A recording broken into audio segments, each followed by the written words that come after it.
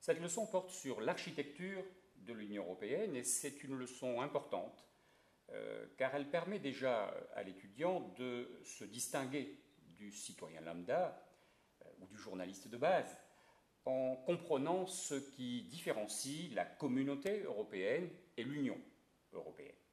C'est également quelque chose de délicat car la structure de l'Union européenne est assez complexe, subtile, évolutive, ce qui n'ajoute rien en termes de simplicité.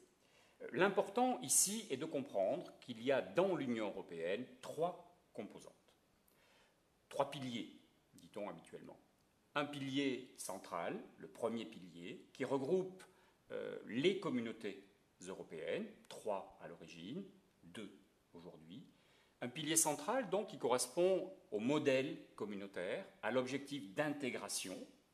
Et puis deux piliers, un pilier numéro 2, consacré à la politique étrangère et de sécurité commune, un pilier 3 sur la justice et les affaires intérieures, la coopération policière, judiciaire en matière pénale aujourd'hui, piliers 2 et 3 qui ont une autre nature puisqu'ils correspondent à une philosophie et à une logique de coopération intergouvernementale.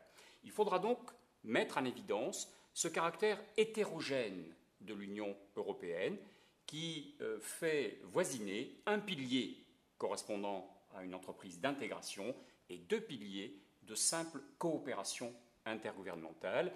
Non seulement nous mettrons en évidence ce caractère hétérogène, mais nous tenterons d'indiquer ce que sont ou ce que pourraient être les instruments de mise en cohérence de l'ensemble.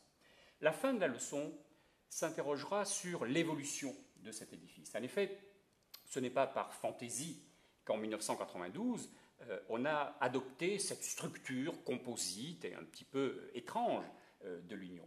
Il s'agissait simplement d'avancer sur certains domaines sensibles, touchant à la souveraineté des États membres, sans pour autant appliquer le modèle communautaire à ces secteurs.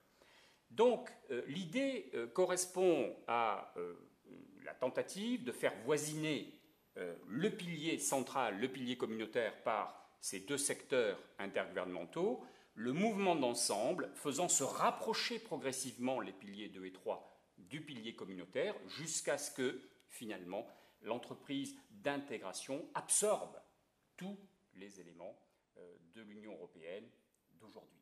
C'est là une vision que nous aurons qui consiste à voir l'évolution non pas comme un phénomène que l'on observe, que l'on constate, mais comme une démarche, comme une stratégie.